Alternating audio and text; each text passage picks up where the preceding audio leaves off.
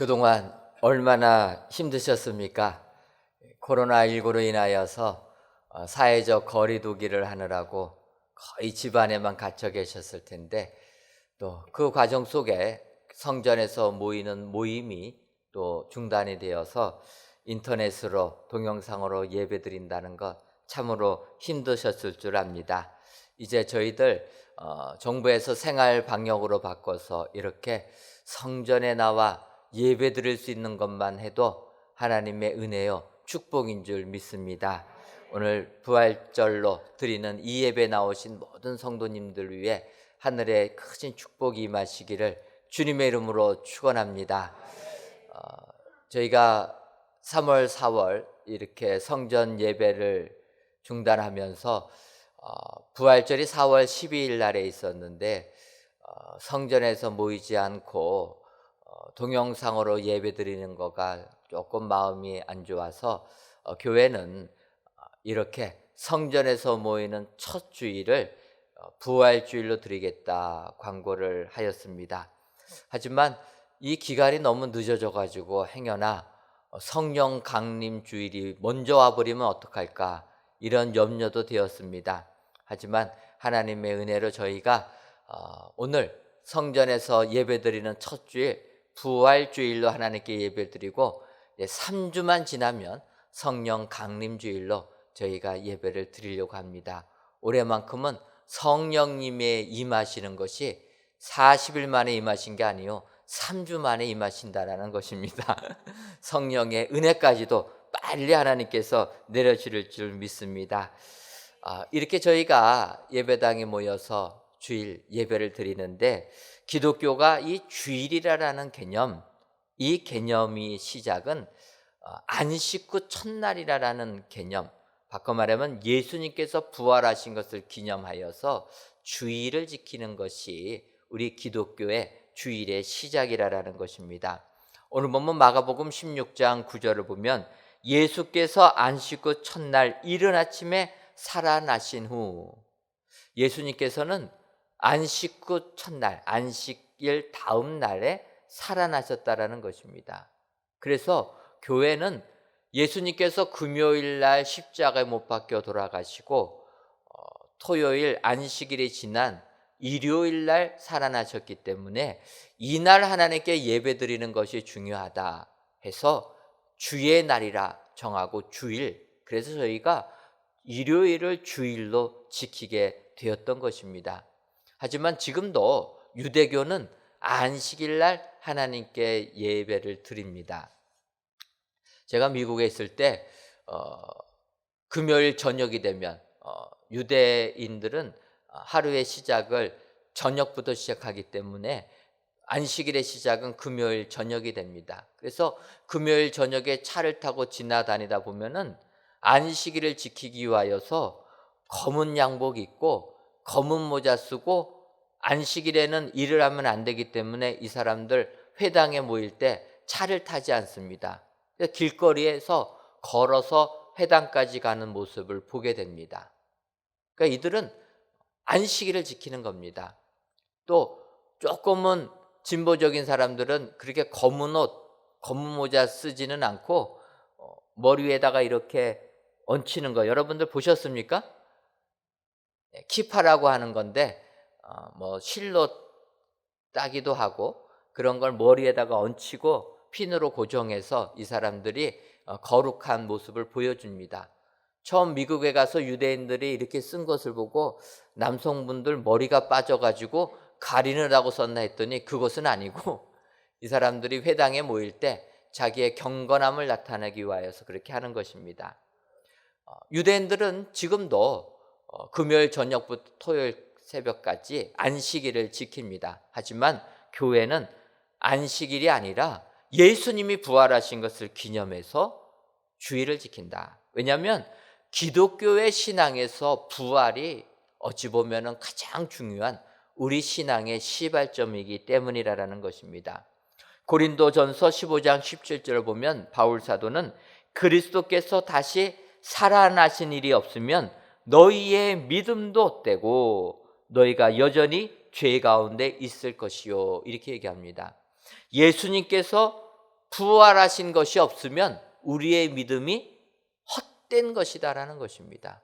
그래서 이처럼 부활신앙이라는 것이 우리 그리스도인들에게 있어서 가장 중요한 신앙의 토대가 된다라는 것입니다.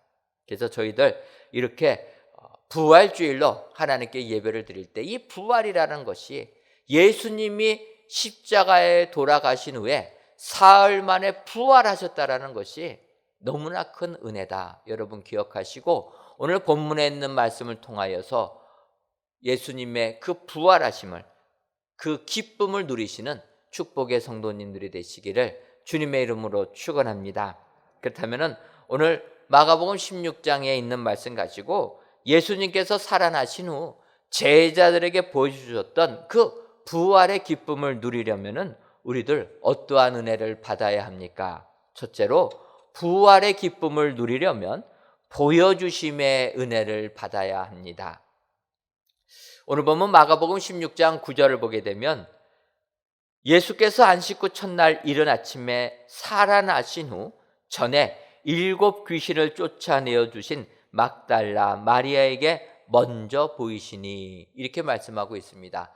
부활 주님께서 막달라 마리아에게 보여주셨다. 바꿔 말하면 막달라 마리아는 우리 예수님의 보여주심의 은혜를 받았다, 이렇게 이야기하고 있습니다.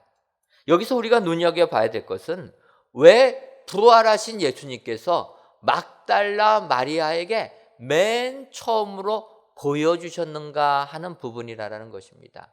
여러분, 막달라 마리아에게 왜 우리 주님은 자신을 가장 먼저 보여주셨겠습니까? 3년 동안 자기를 따르던 12 제자들도 아니고 이 막달라 마리아에게 가장 먼저 부활 주님을 만나는 축복을 주셨다라는 것입니다. 여기에서 우리는 막달라 마리아가 어떤 사람인가를 살펴볼 필요성이 있다라는 것입니다. 먼저 오늘 본문에서도 이야기했지만 이 막달라 마리아는 전에 7 귀신을 쫓아내어 주셨다라는 것입니다. 막달라 마리아는 우리 주님으로부터 은혜를 체험한 여인이었다라는 것입니다. 여러분, 우리 주님께서 부활하신 몸을 가장 먼저 보여주신 사람은 주의 은혜를 받은 사람이라는 것입니다. 따라서 오늘 이 자리에 나오신 여러분들, 우리 주님의 은혜를 다 받으신 분인 줄 믿습니다. 주의 은혜를 받았다라면 부활 주님을 보게 되는 축복까지도 누리게 될 줄 믿습니다. 막달라 마리아, 주님이 전에 7 귀신을 쫓아내 주시는 병고침의 은혜를 주시는 이 은혜를 받았을 때 그 사람에게 보여주셨다. 여러분, 이 세상 살면서 막달라 마리아처럼 먼저 주의 은혜를 받으셔서 부활 주님을 보시는 축복의 성도님들이 되시기를 바랍니다. 두 번째로 이 막달라 마리아라는 사람은 어떤 사람인가? 이 막달라 마리아는 예수님께서 십자가에 못 박혀 돌아가실 때 그 자리에 함께했던 여인이라는 것입니다. 요한복음 19장 25절 보면 예수의 십자가 곁에는 그의 어머니와 이모와 글로바의 아내 마리아와 막달라 마리아가 섰는지라. 예수님께서 십자가에 못 박히신 그 고난의 현장에 막달라 마리아는 함께 있었다라는 것입니다. 예수님의 12 제자들은 어떠합니까? 다 부인하고 도망가지 않았습니까? 수제자 베드로 예수님 부인하고 저주까지 했습니다. 하지만 막달라 마리아는 예수님께서 십자가에 못 박혀 돌아가시는 그 곁에 같이 있었다라는 것입니다. 고난의 현장에 같이 있던 사람, 그 사람에게 부활의 은혜를 주시는 줄 믿습니다. 우리 은혜광성교회 모든 성도님들, 교회가 힘들고 어려울 때 고난의 자리에 함께 계셨습니다. 고난의 자리에 함께 계신 사람들, 부활 주님을 보게 되는 축복을 우리 주님이 주신다. 오늘 예배 드리시는 모든 성도님들에게도 그래서 우리 주님의 보여주심의 은혜를 내려주신 줄 믿습니다. 이 은혜 가지고 세상을 이기시고 부활의 기쁨을 누리시는 성도님들 되시기를 주님의 이름으로 축원합니다. 더 나가서 이 막달라 마리아는 돌아가신 예수님의 몸에 발라드리기 위하여 향품을 예비했던 사람이다. 향품을 사가지고 준비한 여인이다. 성경이 이야기하고 있습니다. 오늘 본문은 아니지만 병영되는 구절을 보게 되면 예수님께서 돌아가신 후에 그 무덤에 간 여인들이 등장합니다. 그 여인들이 그냥 간 게 아니라 돈을 주고 향품, 기름을 샀다라는 겁니다. 향내나는 기름을 사서 돌아가신 예수님에게 발라드리려고, 그래서 장사를 잘 치러드리려고 십자가에 못 박히시며 비참하게 돌아가신 예수님, 사람들은 세상 권력이 두려워서 다 도망갔지만 그 예수님에게 가가지고 그 몸 닦아드리려고 예물을 준비했다라는 것입니다. 바로 이런 마음을 가진 사람에게 내 물질을 들여서 주님께 바치려고 오는 그 여인에게 우리 주님은 가장 먼저 부활하신 몸을 보여주셨다라는 것입니다. 끝으로 막달라 마리아는 어떠한 여인입니까? 이 여인은 안 씻고 첫날 매우 일찍이 무덤으로 갔다, 이렇게 이야기합니다. 이른 아침에. 하지만 마태복음 28장 1절을 보게 되면 안식일이 다 지나고 안 씻고 첫날이 되려는 새벽에, 이렇게 표현하고 있습니다. 안식일이 다 지나고 첫날이 되려고 하는 그 새벽에 막달라 마리아가 예수님이 장사 지내진 무덤에 갔다. 이 얘기는 날이 새기를 기다리면서 밤새도록 사모했다라는 것입니다. 잠자다가 일어나가지고 예수님 무덤에 간 게 아니고 날 새기를 기다리면서 뜬 눈으로 날 새기를 기다리면서 새벽에 우리 주님께 다가갔다. 여러분, 주님 만나기를 사모하고 가는 사람, 그래서 철야하면서 가는 사람, 이런 사람에게 부활 주님을 보여주시는 은혜를 주신다. 오늘 성경이 약속해 주시는 줄 믿습니다. 여러분, 우리가 성전 예배를 드리지 못한 지가 이제 10주가 지나고 오늘 11주 만에 이렇게 예배를 드리게 됩니다. 여러분, 성전에 나오시기를 얼마나 사모하셨습니까? 아멘이 적을 줄 알았습니다. 일부부터 하는데 아멘을 안 해요. 저만 성전에 나오기를 사모했는지. 여러분, 우리가 정말 성전에 나오기를 사모해서 매주일마다 가정에서 예배드리면서 얼마나 마음이 안타까웠습니까? 이 사랑하는 마음, 그 사랑하는 마음을 가진 자에게 부활 주님이 보여주신다라는 것입니다. 그 사모하는 마음을 가지고 나오신 여러분들, 우리 주님께서 부활하신 신령한 몸을 보여주시는 은총을 내려주신 줄 믿습니다. 오늘 저희들 부활절로 하나님께 예배를 드리시는데 예수님의 보여주심의 은혜를 받으셔서 부활의 기쁨을 누리시는 축복의 성도님들이 다 되시기를 주님의 이름으로 축원합니다. 두 번째로, 부활의 기쁨을 누리려면 나타내심의 은혜를 받아야 합니다. 오늘 보면 마가복음 16장 12절을 보면 그 후에 그들 중 두 사람이 걸어서 시골로 갈 때 예수께서 다른 모양으로 그들에게 나타나시니, 이렇게 기록하고 있습니다. 두 사람이 걸어서 시골로 갈 때 예수님께서 다른 모양으로 그들에게 나타나셨다. 이 병영 구절이 되는 부분을 보게 되면 이 두 사람이 엠마오로 가는 제자다, 이렇게 누가복음 24장에서는 이야기를 합니다. 이 엠마오로 가는 두 제자들, 예수님께서 십자가에 못 박혀 돌아가시니까 너무나 슬펐습니다. 그래서 슬퍼하며 낙심한 마음을 가지고 이제 예루살렘 떠나서 엠마오로 가려는 것입니다. 누가복음 24장 13절과 14절을 보면 그날에 그들 중 둘이 예루살렘에서 25일이 되는 엠마오라 하는 마을로 가면서 이 모든 된 일을 서로 이야기하더라. 지금까지 예루살렘에서 진행된 모든 일을 이야기하고 있었다라는 것입니다. 그때 예수님께서 다른 모양으로 그들에게 나타나셨던 것입니다. 다른 모양이니까 그들이 주님인 것을 알아보지를 못했던 것입니다. 그때 주님이 물어봅니다. 예루살렘에서 어떤 일이 있었습니까? 이때 엠마오 제자들이 아니 예루살렘 방향에서 오면서 예루살렘에 어떠한 일이 생겼는지 알지를 못합니까?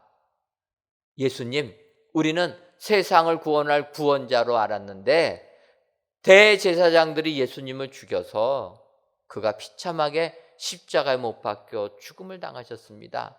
그런데 사흘 지나서 막달라 마리아와 다른 사람들이 부활하셨다라고 이야기하고 있습니다.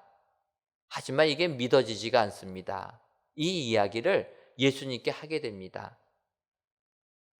그리고 나서 엠마오로 가는 두 제자가 주님과 같이 식사를 하게 됩니다. 이때 30절과 31절을 보면 그들과 함께 음식을 잡수실 때 떡을 가지사 축사하시고 떼어 그들에게 주시니 그들의 눈이 밝아져 그인 줄 알아보더니 이렇게 얘기합니다. 그들은 대화하면서까지는 깨닫지를 못했습니다. 하지만 주님께서 음식을 잡수실 때 축사하시고 떼어주시니까 그들의 눈이 밝아졌다 얘기합니다. 왜 그렇습니까? 그 모습은 주님이 평상시 오병이어의 역사를 일으킬 때 성만찬을 하실 때 해주신 모습하고 똑같은 것입니다. 그 모습을 보고 그 제자들 예수님이 다른 모습으로 우리에게 나타나셨구나 깨닫게 되었다라는 것입니다. 여러분 엠마오로 가는 두 제자들 다른 모습이지만 예수님의 나타나심의 은혜를 받을 때 부활 주님을 목도하는 축복을 받게 된 줄 믿습니다. 이같이 주님의 나타나심의 은혜를 받는 것이 우리에게 복이 되는 줄 믿습니다. 여러분 창세기를 보게 되면 요셉이 나오게 됩니다. 특별히 창세기 42장 이하를 보게 되면 요셉이 이제 그의 형제들을 만나는 장면이 나오게 되는데 창세기 42장 8절을 보면 요셉은 그의 형들을 알아보았으나 그들은 요셉을 알아보지 못하더라 이렇게 이야기하고 있습니다. 요셉이 형들을 딱 만나는 순간 요셉은 형들을 알아볼 수가 있었습니다. 반면에 요셉의 형들은 요셉을 알아보지 못했다는 것입니다. 왜 그렇습니까? 요셉의 모습이 바뀌었기 때문에 13살 때 종으로 팔려간 요셉입니다. 이날 만난 요셉은 30살 된 요셉입니다. 여러분 어린 소년에서 어른의 모습으로 바뀌게 되니까 알아보는 게 쉽지는 않았던 것입니다. 더군다나 이스라엘 사람들의 모습과 애굽 사람의 모습은 다르다라는 것입니다. 이스라엘 사람들은 수염을 깎지 않습니다. 반면에 애굽 사람들은 다 밀어버리는 거예요. 그러니까 모습이 달라지니까 느끼지를 못합니다. 더군다나 여러분 먹을 것으로 구하러 간 형들이 총리 대신을 쳐다볼 수나 있겠습니까? 그러니까 자기 동생 요셉인데도 알지를 못합니다. 그리고 나서 이제 성경을 보게 되면 요셉이 그 형들을 초청해서 식사를 대접합니다. 그때 창세기 43장 33절 보면 그들이 요셉 앞에 앉되 그들의 나이에 따라 앉히게 되니 그들이 서로 이상히 여겼더라. 요셉이 잔치를 베풀어서 형제들을 초청해서 식사를 하게 되는데 식사 자리를 정해주는데 나이 순서대로 자리가 정해졌다라는 거예요. 여러분 이 정도 되면은 좀 느낌이 와야 되지 않겠습니까? 그런데 그 형제들 이상하게 여겼더라 하고 그냥 마는 겁니다. 성경을 더 나가서 이제 그들이 자리에 앉아가지고 식사를 하게 됩니다. 식사를 하게 될 때 요셉이 자기 음식을 그들에게 주되 베냐민에게는 다른 사람보다 5배나 주매 그들이 마시며 요셉과 함께 즐거워하였더라. 눈치채지를 못했다라는 것입니다. 여러분 지금은 코로나19 때문에 음식을 내가 먹던 젓가락으로 집어서 다른 사람에게 주는 것은 이건 요즘 조금 조심해야 됩니다. 하지만 예전엔 어떻겠습니까? 내가 사랑하는 아이들, 특히 손주들이 오게 되면은 할머니, 할아버지가 젓가락 가지고 나이가 먹을 것을 다 주지 않습니까? 이 사랑의 표현이라는 것입니다. 요셉이 그의 형제들과 식사할 때 막내 동생 베냐민에게 음식을 5배나 줬다라는 거예요. 사랑의 표현을 강하게 한 것입니다. 이 정도면 눈치를 채야 되는데 그 형들은 전혀 눈치채지 못했다. 그냥 맛있게 먹고 즐겼다라는 겁니다. 아마 요셉의 형제들이 여자라면 느꼈을 것입니다. 여성분들은 뭐가 발달되어 있습니까? 직감이란 게 있지 않습니까? 척 보면은 딱 하고 아는 거죠. 그러니까 남편이 뭐 하는지 다 알지 않습니까? 모르세요? 남편이 하루 종일 바깥에 나가서 무엇 했는지 이야기 안 해도 여성들은 다 압니다. 남자들이 괜히 속이려고 하다가 혼만 나죠. 이 직감이라는 게 있는 거예요. 이렇게 느낌이 있는 겁니다. 그러니까 요셉이 순서대로 형제들 자리에 앉혔다 하면은 여성 같았으면은 느꼈을 겁니다. 근데 남자들은 못 느끼는 거예요. 다른 모양으로 나오게 되니까 못 느꼈다라는 것입니다. 하지만 다른 모양이지만 나타났을 때 요셉의 형제들에게는 축복이 되었다라는 것입니다. 왜냐? 그들은 가나안 땅에 살았으면 흉년으로 죽을 수밖에 없었습니다. 하지만 애굽에 와서 요셉을 만났기 때문에 그들은 생명을 유지하게 되는 축복을 받게 되었다라는 것입니다. 마찬가지로 엠마오로 가는 두 제자들, 부활하신 주님 다른 모습으로 나타나셨지만 나타나심의 은혜를 받아서 부활을 체험하는 부활의 증인이 되었다. 성경이 말씀하고 있습니다. 오늘 귀한 예배를 드리시는 저와 여러분 모두가 우리 주님의 나타나심의 은혜를 받으셔서 부활의 기쁨을 누리시는 축복의 성도님들이 다 되시기를 주님의 이름으로 축원합니다. 마지막 세 번째로 부활의 기쁨을 누리려면 꾸짖으심의 은혜도 받아야 합니다. 오늘 보면 마가복음 16장 14절을 보면 그 후에 11제자가 음식 먹을 때 예수께서 그들에게 나타나사 그들의 믿음 없는 것과 마음이 완악한 것을 꾸짖으시니 이는 자기가 살아난 것을 본 자들의 말을 믿지 아니함일러라. 이렇게 이야기하고 있습니다. 부활 주님께서 그의 제자들 11제자들에게 나타나셨는데 나타나시고 나서 주님이 그들을 꾸짖으셨다라는 겁니다. 그들의 믿음 없는 것, 마음이 완악한 것, 강팍한 것을 꾸짖으셨다. 왜냐? 주님이 살아난 것을 본 자들의 말을 믿지 않았기 때문이다. 우리 주님이 꾸짖으셨다라는 겁니다. 여러분, 꾸짖음 당하는 것 좋습니까? 싫습니까? 꾸짖음 듣는 것 좋을 리가 없습니다. 싫지 않습니까?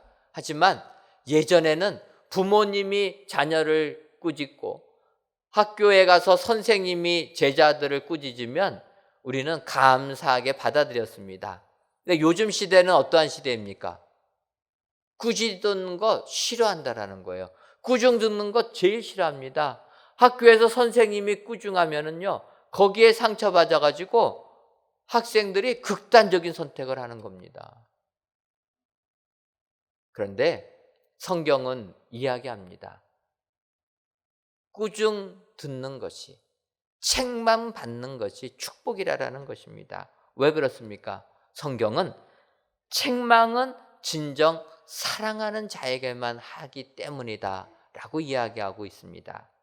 요한계시록 3장 19절을 보면 물은 내가 사랑하는 자를 책망하여 징계하노니 그러므로 너희가 열심을 내라 회개하라 이렇게 말씀하고 있습니다. 내가 사랑하는 자를 책망하여 징계한다라는 것입니다. 여러분, 세상 살다가 내가 힘들 일 닥쳤을 때 하나님이 계신가 질문하는 것이 아니라 하나님이 나를 사랑하셔서 나를 징계하시는구나 믿으시기를 바랍니다. 책망은 사랑하는 자에게만 한다. 내버려 두는 게 아니라 개입하셔서 책망하신다라는 것입니다. 책임질 것은 책임을 물으신다라는 것입니다. 징계하신다는 것입니다. 여러분, 징계는 받을 때는 힘들지만 이것이 우리에게 축복이 된다라는 것입니다. 하나님은 내가 사랑하는 자를 책망하신다. 왜냐?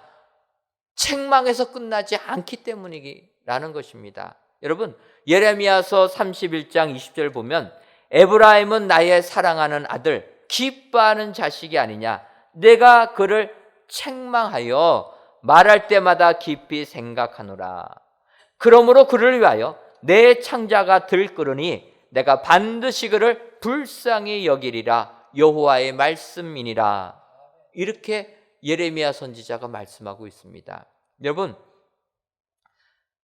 내가 그를 책망한다라는 것입니다. 그런데 책망하여 말할 때마다 더 깊이 생각한다라는 것입니다. 책망으로 끝나는 게 아니라 더 깊이 생각하여서 그를 위하여 내 창자가 들끓는다는 것입니다. 부모가 자녀를 꾸짖을 때 내 마음이 더 아픈 것처럼 우리 하나님도 마찬가지라는 것입니다. 내 창자가 들끓어서 내가 반드시 그를 불쌍히 여겨주겠다. 여러분, 그래서 우리에게 꾸짖으심이 은혜라는 것입니다. 우리 하나님은 책망하는 것으로 끝나지 아니하시고 거기에 긍휼을 베풀어 주신다. 여러분, 하나님께서 우리를 불쌍하게 여겨주시는 것이 최고의 축복인 줄 믿습니다. 우리도 지나가다가 불쌍한 사람 보게 되면은 어떡합니까? 지갑을 열어서 돈을 주지 않습니까? 세상 사람들, 거린들 보면은 돈을 줍니다. 세상에서도 불쌍히 여김을 받으면 돈이 들어오는데 우리 하나님이 우리들을 불쌍히 여긴다면 얼마나 큰 축복이 임하게 되겠습니까? 요즘에 길거리 다니면서 거린들 보게 되면 거린들도 조금은 방법은 바꿔야 되겠다, 이러한 생각이 듭니다. 왜냐하면 거린들 보고 돈을 주려고 하면 지갑에 현찰이 없어요. 여러분 어떠합니까? 다 카드로 쓰다 보니까 현찰이 없어요. 거린들을 보고 마음에 주고 싶은데 줄 수가 없습니다. 이제는 거린들도 시대에 맞춰서 카드 기록 뭐죠? 그게 있어야 될 것 같아요. 그래서 오시면 카드 긁어서 받아야지 그거 안 되겠더라고요. 그래가지고 요즘 시대의 거른들 먹을 거나 잘 수 있을까 오히려 염려가 됐었습니다. 여러분, 세상에서도 긍휼함 받으면 세상을 살아갈 수 있는데 우리 하나님이 우리를 긍휼히 여겨주시면 우리는 축복의 삶을 살게 될 줄 믿습니다. 우리 하나님은 모든 것을 책망으로 끝나지 아니하신 분이다. 우리가 아는 대로 다윗 범죄하지 않았습니까? 그가 회개할 때 하나님께서 그에게 축복해 주신다라는 거예요. 그래서 솔로몬을 낳게 되니까 나단 선지자를 보내서 약속해 줍니다. 솔로몬의 이름을 여디디아라 이름하라고 하면서 이는 여호와께서 사랑하셨기 때문이다. 책망으로 끝나지 아니하고 오히려 축복해 주신다. 그래서 우리는 꾸짖으심에 은혜 받는 것이 우리에게 복이 되는 줄 믿습니다. 오늘 귀한 예배를 드리시는 저와 여러분들이 우리 주님의 꾸짖으심의 은혜를 받으셔서 주님의 긍휼하심으로 부활의 기쁨을 누리시는 축복의 성도님들이 다 되시기를 주님의 이름으로 축원합니다. 기도하겠습니다. 하나님, 2달 넘게 성전 예배를 드리지 못하다가 오늘 이 시간 첫 주일 예배를 드리게 하시니 감사합니다. 더 나아가 첫 번째로 드리는 주일 예배를 부활주일로 지키게 하시니 더욱 감사함을 드립니다. 이 예배를 기뻐 받아 주옵시고 예배를 드리시는 모든 성도님들 위해 부활의 기쁨이 충만하게 하여 주옵소서. 오늘 이 기쁜 날 부활의 기쁨을 누리려면 예수님의 보여주심의 은혜, 나타내심의 은혜, 꾸짖으심의 은혜를 받아야 한다 말씀하셨사오니 이 같은 은혜를 받아 세상 승리하는 저희 모두가 되게 하여 주옵소서. 하나님, 아직까지 코로나19로 인하여 각 처소에서 예배를 드리시는 사랑하는 성도님들도 계신 줄 압니다. 비록 성전에는 모이지 못하지만 각 처소에서 드리는 이 예배도 기뻐 받아 주옵시고 코로나19에서부터 벗어날 수 있는 강건함의 축복도 허락하여 주옵소서. 예수님의 이름으로 기도하옵나이다. 아멘.